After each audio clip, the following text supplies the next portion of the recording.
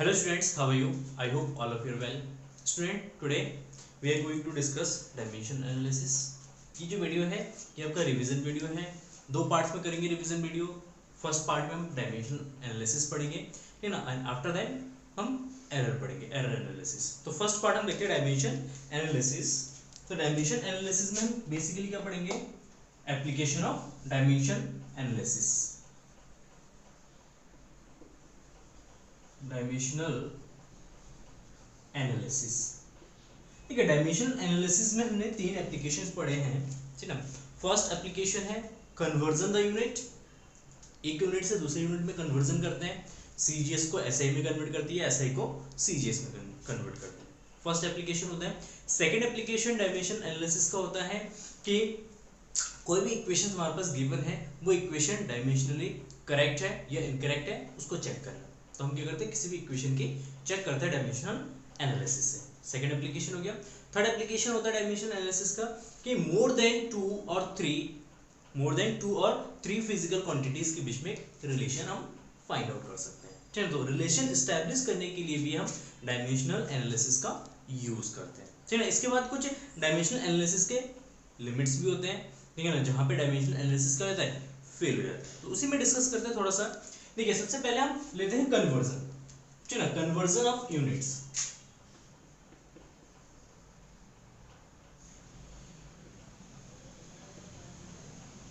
Conversion of units, ठीक है ना।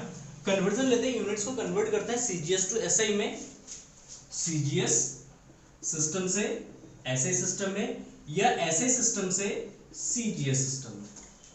नहीं होता है। Let us take an example. Let us suppose 1 newton, and 1 newton को हमें कन्वर्ट करना है अर्ग में, सॉरी डायन में। सीजीएस यूनिट होता है डायन, ठीक है। तो 1 न्यूटन को हमें डायन में कन्वर्ट करना है। तो इसके लिए क्या पता होना चाहिए आपको? सबसे पहले यूनिट से आपको फिजिकल क्वांटिटीज की आइडेंटिफिकेशन होनी जरूरी है। सबसे पहले हम क्या करेंगे, आइडेंटिफिकेशन करेंगे कि फिजिकल क्वांटिटीज कौन कौन से हैं, कौन से फिजिकल क्वांटिटीज की हम बात कर रहे हैं। न्यूटन को डायन में कन्वर्ट करें, it means newton is a unit of force, and we know that it is a SI unit and it is a CGS unit. तो हमें एसआई को सीजीएस में कन्वर्ट करना है। तो एसआई को सीजीएस में कन्वर्ट करने के लिए सिंपली हम क्या करेंगे, सबसे पहले फिजिकल क्वांटिटीज लिख देंगे। Physical quantity, physical quantity, and physical quantity जो है ये हमारा फोर्स है, ठीक है ना। सेकंड थिंग्स, हमें फोर्स का डायमेंशन पता होना चाहिए। Then dimension of F is equal to क्या होता है, एम एल टी माइनस 2, ठीक है। हमने डायमेंशन लिख दिया फोर्स का, ये आपको लर्न होना चाहिए। नाउ हमें कन्वर्ट करना है एसआई से सीजीएस में, SI to CGS. In SI system we know that n1 is equal to 1, क्योंकि 1 न्यूटन को कन्वर्ट करना है। अगर यहाँ पे 10 न्यूटन होता तो n1 is equal to 10, अगर यहाँ पे 5 न्यूटन होता तो n1 is equal to 5। And CGS system में कन्वर्ट करना है, तो इट मींस n2 का वैल्यू फाइंड आउट करना है। Now m1 is equal to 1 kg, l1 is equal to 1 meter, and t1 is equal to 1 second. Clear? Now m2 is equal to 1 centimeter, l2 is equal 1 gram, 1 centimeter, and t2 is equal to 1 second. We know that, ठीक है। ऐसे system में मास को हम KG में major करते हैं, length को मीटर में मेजर करते हैं, टाइम को सेकंड में मेजर करते हैं। सीजीएस यूनिट में मास को ग्राम में मेजर करते हैं, लेंथ को 1 सेंटीमीटर में मेजर करते हैं, एंड टाइम को 1 सेकंड में मेजर करते हैं। Is it clear? नो। हमें पता है डायमेंशन, हमें पता है कोई भी फिजिकल क्वांटिटीज होती है, उस फिजिकल क्वांटिटीज के मैग्नीट्यूड एंड यूनिट का जो मल्टीप्लिकेशन है वो हमेशा कांस्टेंट रहता है। इट मींस जैसे 5 kg इज इक्वल टू 5000 ग्राम, तो ये इसका मैग्नीट्यूड हो गया, ये इसका केजी हो गया। केजी जो है इसका यूनिट हो जाएगा, ठीक है ना। ये अगेन मैग्नीट्यूड हो जाएगा, ये इसका यूनिट हो जाएगा। तो मैग्नीट्यूड और यूनिट का हमेशा मल्टीप्लिकेशन क्या रहता है, कांस्टेंट रहता है, इक्वल रहता है। क्लियर ना? तो इसका मतलब है इससे हम एक इक्वेशन बनता है हमारा m1 is magnitude n1 m1 l1 t1 minus 2। Dimension बनता है यूनिट्स, तो हम इसको इनडायरेक्टली यूनिट्स भी कह सकते हैं। तो n1 इंटू u1 मतलब units is equal to n2 और जो m2 l2 t2 minus 2।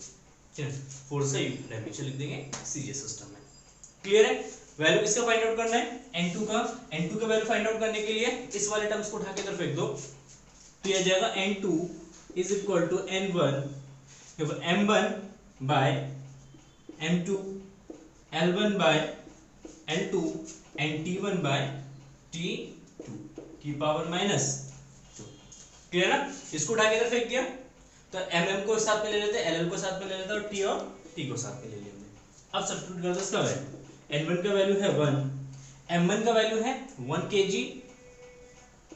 Divided by 1 gram into 1 l1 का वैल्यू है 1 मीटर डिवाइडेड बाय l2 का वैल्यू है 1 सेंटीमीटर इनटू t1 का वैल्यू है 1 सेकंड डिवाइडेड बाय 1 सेकंड की पावर माइनस 2। तो यहाँ पे सेकंड से सेकंड कैंसिल हो जाएगा, 1 की पावर माइनस 2 आ जाएगा, ये तो हो जाएगा 1। इसको छोड़ देते हैं, इसको सॉल्व करते हैं। तो अगर इसको सॉल्व करेंगे तो ये जाएगा 1 kg को ग्राम में कन्वर्ट कर लेते हैं बाय 1 ग्राम इनटू 1 मीटर सेंटीमीटर में कन्वर्ट कर लेंगे, तो सेंटीमीटर 100 सेंटीमीटर बाय 1 सेंटीमीटर। ठीक है, ग्राम से ग्राम कैंसिल, सेंटीमीटर से सेंटीमीटर कैंसिल। तो यहाँ पे देखिए कन्वर्जन जब भी हम करेंगे ना, मीटर को केजी में कन्वर्ट कर लो, सॉरी क्या कह रहा हूँ, केजी को ग्राम में कन्वर्ट कर लो, तो ना मीटर को सेंटीमीटर में कन्वर्ट कर लो, या ग्राम को केजी में कन्वर्ट कर लो, सेंटीमीटर को मीटर में कन्वर्ट कर लो, कोई फर्क नहीं पड़ता है, आना आपका आंसर सेम है। ठीक, तो ये 10 टू की पावर 3 इंटू 10 टू की power 2 that is equal to 10 to की पावर 5। तो n2 का वैल्यू हो गया 10 टू की power 5। It means 1 newton is equal to 1 newton is equal to 10 to की पावर 5 डायन, और 1 dyne is equal to 10 to की पावर माइनस 5 न्यूटन। ये कन्वर्जन हो गया न्यूटन और डायन में। ठीक है ना? सेम ऐसे ही कन्वर्जन देखते हैं, हम कन्वर्ट करते हैं अर्ग को जूल में, अर्ग को जूल में। ठीक है, सिंपल सा कॉन्सेप्ट होता है, कोई भी इक्वेशंस होते हैं सेम कॉन्सेप्ट हम यहाँ पे यूज करेंगे। ठीक, इसको नहीं मिटाते, ये रख देते हैं इसको, कि इसकी जरूरत होगी हमें। t1 is equal to 1 second. Now हमें नेक्स्ट एग्जांपल लेते हैं कि 1 अर्ग को या 10 अर्ग को हमें कन्वर्ट करना है जूल। ठीक है, ये भी कन्वर्जन है। अर्ग is a CGS unit of energy and joule is a SI unit of energy। और एनर्जी का भी कह सकते हैं और वर्क का भी कह सकते हैं। तो यहाँ पे फिजिकल क्वांटिटी जो हो जाएगा हमारा, फिजिकल क्वांटिटी ये हमारा वर्क भी हो सकता है और जूल भी हो सकता है, सॉरी एनर्जी भी हो सकता है। वर्क एनर्जी सेम फॉर्म है, ठीक है ना? तो हम यहाँ पे एनर्जी का यूज भी कर सकते हैं। Then the dimension of work, dimension of work का डायमेंशन होता है m l square t minus 2, m l square t minus 2। तो अर्ग को जूल में कन्वर्ट करना है। देन सीजीएस सिस्टम में दे रखा है n2 का वैल्यू दे रखा है 10, n1 का वैल्यू फाइंड आउट करना है ऐसे सिस्टम में, क्योंकि सीजीएस में है तो सीजीएस में n2 का वैल्यू दे रखा है 10 एंड एसआई में इसको कन्वर्ट करना है, तो एसआई में n1 का वैल्यू हमें फाइंड आउट करना है। ठीक है, या इसको रिवर्स भी ले सकते हैं, कोई दिक्कत नहीं है।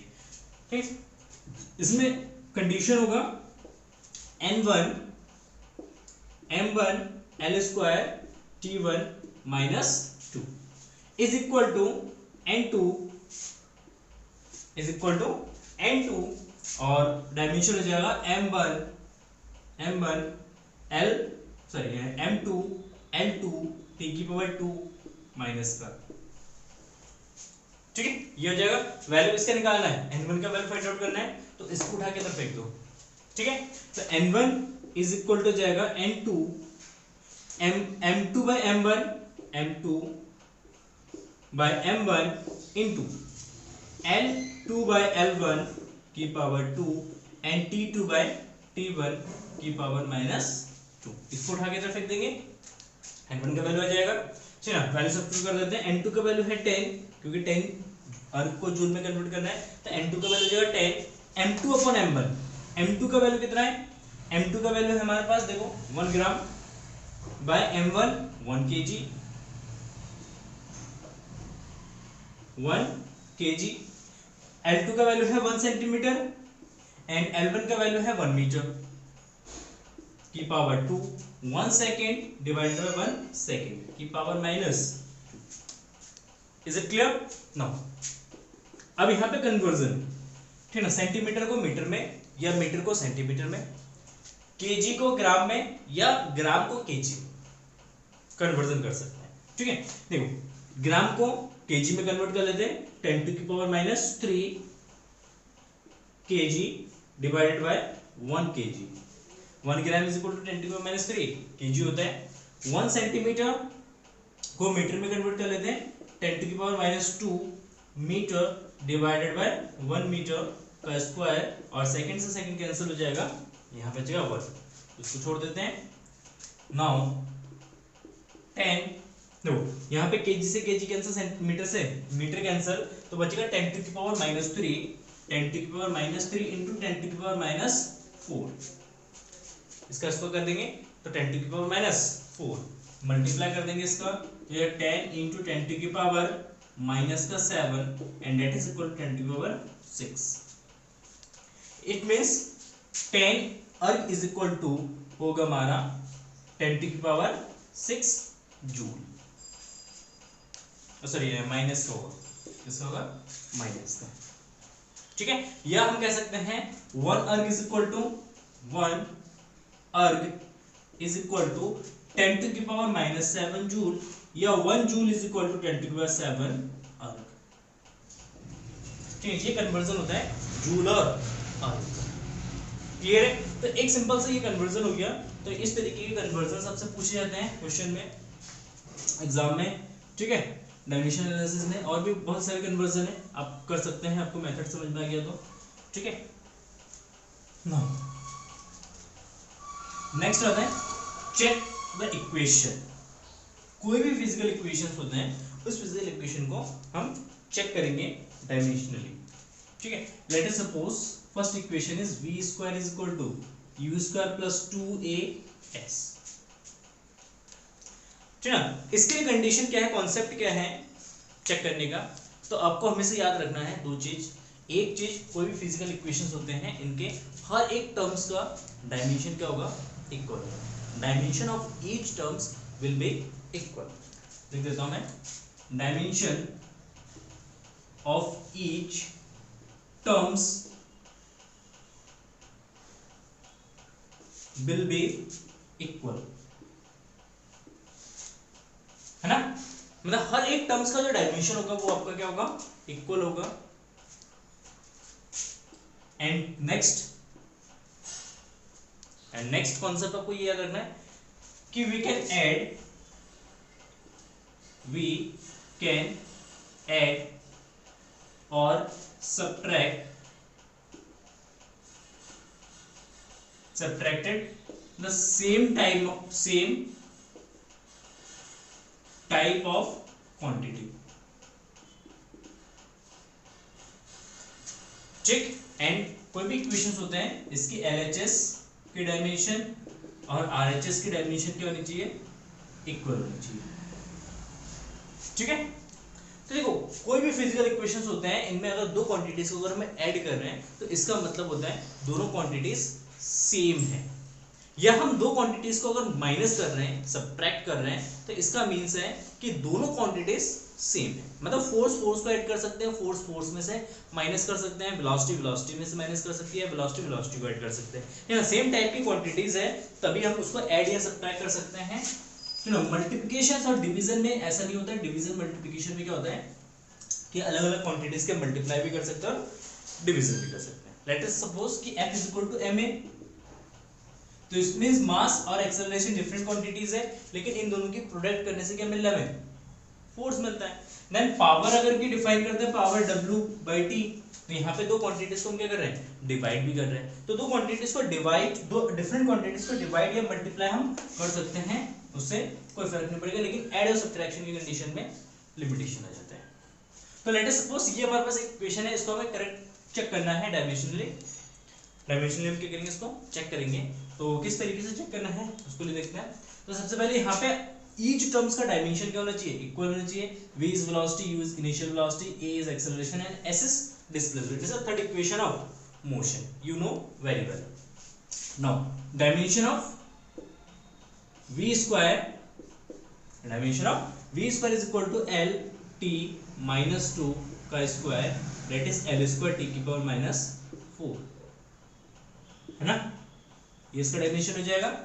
Then the dimension of it is dimension of U square की मेरी डायमेंशन होगा, क्योंकि दोनों ही वेलोसिटी है और वेलोसिटी का स्क्वायर है, तो दोनों की डायमेंशन तो ये सेम रहेगा।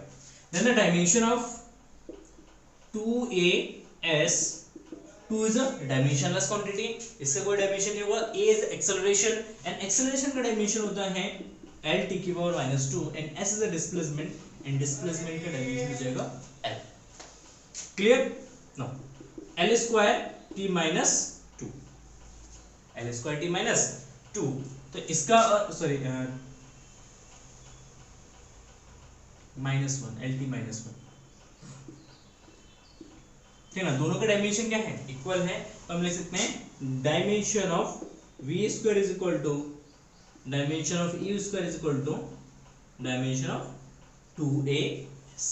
तो इन तीनों टर्म्स का डायमेंशन इक्वल है, तो हम लिख देंगे this equation is correct according to dimensional analysis. Now let's see next example. Let us suppose we have a equation f is equal to mv square by r. It's a centripetal force which is act on a moving object which is move in a circular path.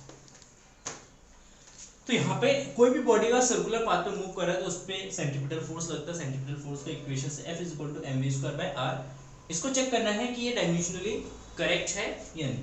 तो इसमें dimensionally check करने के लिए तो dimension of f is equal to force का dimension होता है mlt minus 2, mlt minus 2 and dimension of mv square by r, here m is mass, v is velocity and r is radius. Then the dimension of mass m, dimension of v square का dimension l square t minus 2 and divided by r is the radius means distance and distance का dimension l। एक l से एक l cancel हो जाएगा, ये बचेगा m l t minus 2। तो ये वाला डायमेंशन इसको अगर चेक करेंगे दोनों डायमेंशन क्या है, सेम है, तो it means dimension of LHS equal to dimension of RHS। So this equation is also correct according to dimensional analysis. Is it clear? Now take an example. Next example, t is equal to 2 pi root of L by G. Root of L by G. It is an equation for time period of a simple pendulum. इसको भी check करना है कि dimensionally correct है या incorrect equation, ठीक है। Now let's see. Dimension of t, t is a time period, मतलब टाइम एंड टाइम का डायमेंशन कितना हो जाएगा t and dimension of root of l by g, क्योंकि 2 पाई तुम्हारा कांस्टेंट है, डायमेंशनलेस कांस्टेंट है, ठीक ना, तो इसलिए इसका तो कोई डायमेंशन नहीं होगा, तो डायमेंशन निकालेंगे root of l by g। तो l by g, g का dimension g is gravitational acceleration and acceleration का डायमेंशन होता है l t की पावर माइनस 2, l t की पावर माइनस 2, इससे कैंसिल आउट हो जाएगा, ठीक, और L से कैंसिल t ऊपर जाएगा, इसका स्क्वायर रूट निकालेंगे तो कितना आएगा t आएगा, ठीक है। इसका डायमेंशन और इसका डायमेंशन क्या है, इक्वल है, तो it means this equation is dimensionally correct. Is it clear? No. अब कोई भी इक्वेशंस दे रखे होते हैं उसमें कुछ कांस्टेंट गिवन होते हैं a b c just like, तो a b c का में क्या करने होते हैं, डायमेंशन फाइंड आउट करने होते हैं। तो let's see an examples. Van der Waals gas equation P is equal to A P minus A V minus V is equal to RT. This equation is known as van der Waals gas equation, ठीक है, या real gas equation भी हम इसको कहते हैं। तो इसमें P is a pressure, V is volume, R is gas constant and T is temperature. P means pressure, V means volume, R is gas constant,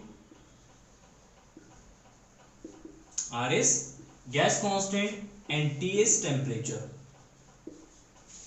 So in this equation we just have to find out the dimension of A and B.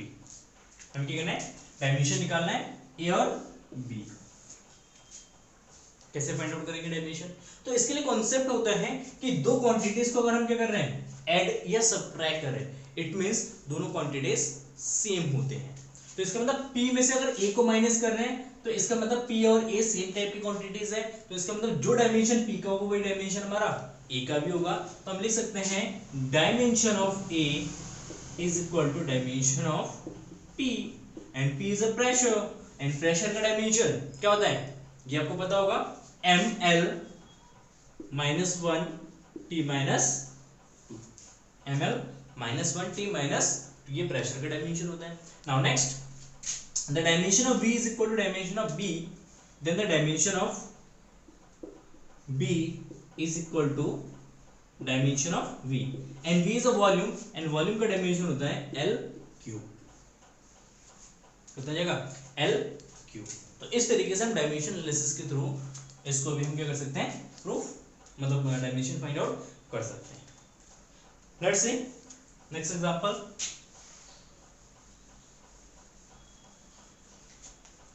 Next example है P is equal to pressure, P is equal to B minus X by AT. Find out the dimension of A by B. Find out the dimension of A by B, where P is pressure, X is distance, and T for time. Time is most variable. Clear है? तो यहाँ पे मैं dimension निकालना है A upon B का dimension find out करना है। तो A अपॉन B का डायमेंशन निकालने के लिए हमें सबसे पहले क्या होना चाहिए, A का डायमेंशन पता होना चाहिए और B का डायमेंशन पता होना चाहिए। ठीक है, B में से X को माइनस कर रहे हैं, माइनस हो रहा है, इट मींस दोनों का डायमेंशन क्या होना चाहिए, सेम होना चाहिए। It means dimension of B is equal to dimension of X, then the dimension of X is a distance, and distance का dimension L, when dimension of B is equal to L. Now next, तो A is equal to, इस equations को solve करेंगे तो A का value निकालेंगे तो A is equal to जाएगा B minus X by PT, P इसके डिवाइड में जाएगा, ठीक ना। then dimension of A is equal to dimension of B minus X same quantity है, सेम डायमेंशन होएगा L, तो इसका डायमेंशन हो जाएगा L, ठीक है। P is a प्रेशर का dimension M, L minus 1 T minus 2 into time का डायमेंशन हो जाएगा T, ठीक है। इसको सॉल्व करेंगे तो L divided by M, L minus 1 and T minus 1, ठीक है। इसको ऊपर ले जाएंगे, पावर सारे प्लस का हो जाएगा, M का पावर माइनस हो जाएगा, तो M की power minus 1 L square T 1, ये हो जाएगा dimension of A। Then the dimension of A by B, dimension of A by B, and that is equal, ये हो जाएगा आपका B by dimension of A by B। A का dimension हमारा हो गया ये, B का डायमेंशन हो गया हमारा L, then ये M minus 1 L square T1 divided by L, LCM cancel हो जाएगा, then M की power minus 1 and T 1। Clear है? अगर इसे यूनिट पूछता है यहाँ पे, what is the unit of A by B, then we can write here the unit is meter second per kg। L का हो जाएगा मीटर, T का हो जाएगा सेकेंड, एंड M का हो जाएगा kg, क्योंकि पावर माइनस 1 है इसलिए इसके डिवाइड में ले लिया, ठीक है। तो इसका डायमेंशन यूनिट हो जाता मीटर सेकेंड पर kg। क्लियर है? ये तो हो गया हमारा, ठीक। कोई भी इक्वेशंस किस तरीके से चेक करते हैं, या किसी भी इक्वेशंस में अगर कोई भी कांस्टेंट टर्म्स दे रखा है ए बी सी, ठीक है ना, और उसका हमें डायमेंशन फाइंड आउट करना है तो वो भी हम फाइंड आउट कर सकते हैं। एंड लास्ट इस डायमेंशन एनालिसिस का लास्ट पॉइंट है, एप्लीकेशन का थर्ड पॉइंट है कि डिफरेंट टाइप के फिजिकल क्वांटिटीज के बीच में क्या कर सकते हैं, रिलेशन फाइंड आउट कर सकते हैं। तो let's take an example, we just find out a expression of t, and t is a time period of pendulum and it depends on mass of the bob, length of the string and gravitational acceleration g, ठीक ना। मतलब कोई भी हमारे पास एक simple pendulum है, ये हमारा एक सिंपल पेंडुलम है, इस सिंपल पेंडुलम का जो टाइम पीरियड है इस बॉब के मास पे डिपेंड करता है, इस स्ट्रिंग के लेंथ पे डिपेंड करता है, और इस एक्सपेरिमेंट को जहां पे भी हम परफॉर्म कर रहे हैं उस प्लेस के जी पे डिपेंड करता है, ठीक है। तो 3 फैक्टर्स पे डिपेंड करता है। So let t is proportional to m की पावर a, l की पावर b एंड g की power c। Clear? Now proportionality का साइन यहां से रिमूव करेंगे तो कांस्टेंट आएगा k, m की पावर a, l की पावर b and g की power c. Substitute the dimension of the both side and we find dimension of t is equal to t and k is a dimensionless quantity. हमेशा इस तरीके की equations में k जो भी आएगा उसको हम dimensionless quantities ले लेंगे, k dimensionless quantities है। नेक्स्ट यहाँ पे m की पावर a l, l की power b g, g l L T minus 2 की पावर c, ठीक है। यहाँ पे g एक्सेलरेशन, एक्सेलरेशन का डायमेंशन होता है एल टी की पावर माइनस 2। क्लियर है? नो, इसको लिखेंगे m की पावर 0, l की पावर 0, t की पावर 0, t की power 1 is equal to m की पावर a, l की पावर b प्लस c और t की पावर माइनस 2c, ठीक है। दोनों साइड की क्या करेंगे, पावर को कंपेयर करेंगे, then a is equal to 0, m की पावर को कंपेयर करेंगे, l की पावर को कंपेयर करेंगे तो b plus c is equal to 0, then b is equal to minus of c and minus का 2c is equal to 1, then c is equal to minus 1/2।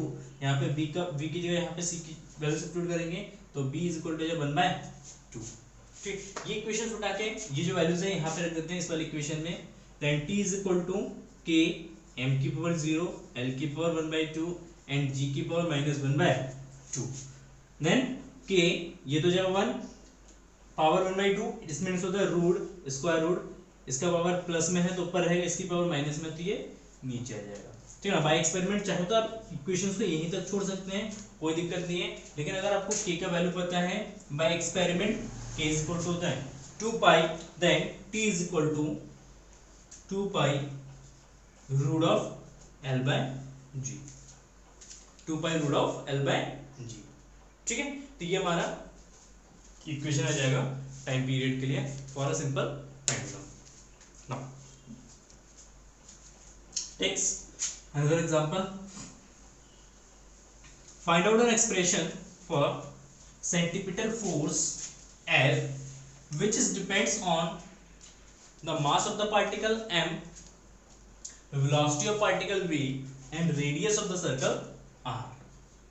हमें f का dimension find out करना है और ये depend करता है mass of the particle m पे, वेलोसिटी ऑफ पार्टिकल v पे and radius of circle r पे डिपेंड करता है, ठीक है। तो let us take f is proportional to m की पावर a, v की पावर b एंड r की power c। Proportionality sign remove करेंगे तो आ जाएगा k, f is equal to k m की पावर a, v की पावर b, r की power c, where k is a dimensionless quantity, इसका कोई डायमेंशन नहीं होगा, इसको यहां से हटा देंगे, then the dimension of f is equal to m l t minus 2 is equal to dimension of m v l t minus 1 की power b into r, r का जाएगा l की पावर c, देन m की power a, l की power b plus c and t की power minus का b,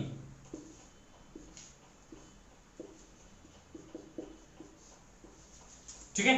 तो यहां पे हम क्या करेंगे, अब दोनों साइड की कंपेयर करेंगे, ठीक है।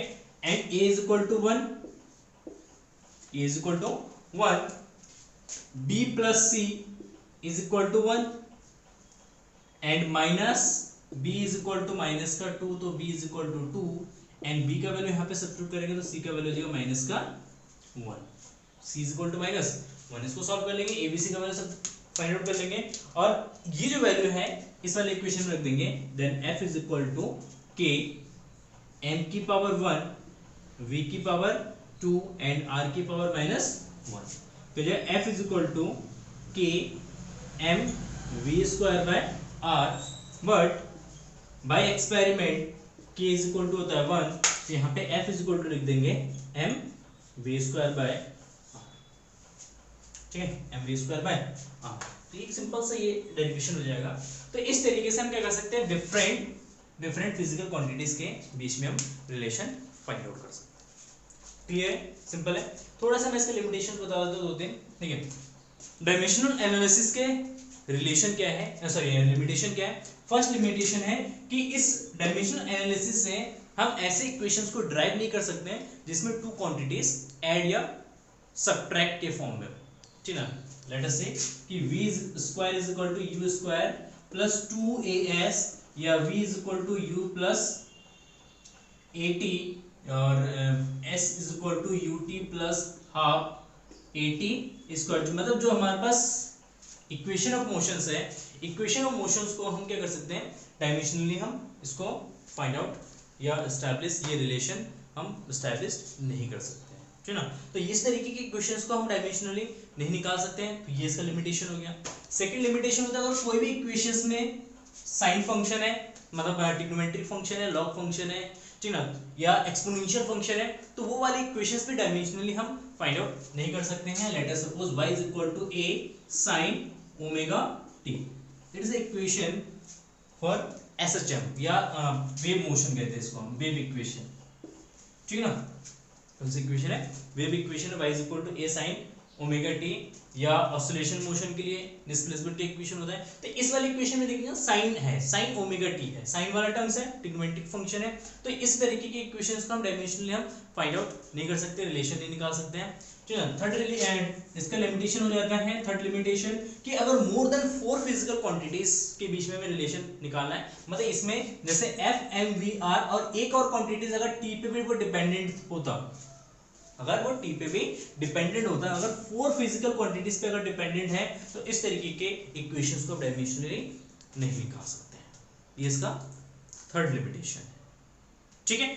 इसके अलावा अगर कोई भी इक्वेशंस है जिसमें जैसे f is equal to g m1 m2 by r square है, या f इज इक्वल टू है क्या 1/4 pi epsilon naught electrostatic force q1 q2 by r square, अगर इसमें कोई ऐसी क्वांटिटीज ये ऐसा कोई कांस्टेंट आता है जिसका डायमेंशन है, हमेशा हमने क्या करा है, यहाँ पे एक डायमेंशन लेस क्वांटिटीज को लेट किया है, ठीक है ना। अगर डायमेंशन लेस है तभी हम यूज कर पा रहे हैं। अगर यहाँ पे एक ऐसा कांस्टेंट आ जाता है जिसका डायमेंशन ऑलरेडी एग्जिस्ट करता है, तो इस तरीके के इक्वेशंस को भी हम डायमेंशनली एस्टैब्लिश नहीं कर सकते, ठीक है। डायमेंशन इसको भी हम नहीं निकाल सकते। अगर कांस्टेंट डायमेंशन है, अगर कांस्टेंट का डायमेंशन है तो इक्वेशंस हम नहीं निकाल पाएंगे। ये लिमिटेशंस होते हैं डायमेंशनल एनालिसिस के 4-5, तो इसको आप एक बार रिवाइज कर लेना। Thank you for watching this video and have a nice day. और हाँ, अगर कोई भी किसी भी क्वेश्चन में अगर आपको डाउट होता है, ठीक है ना, तो आप मेरे से पर्सनली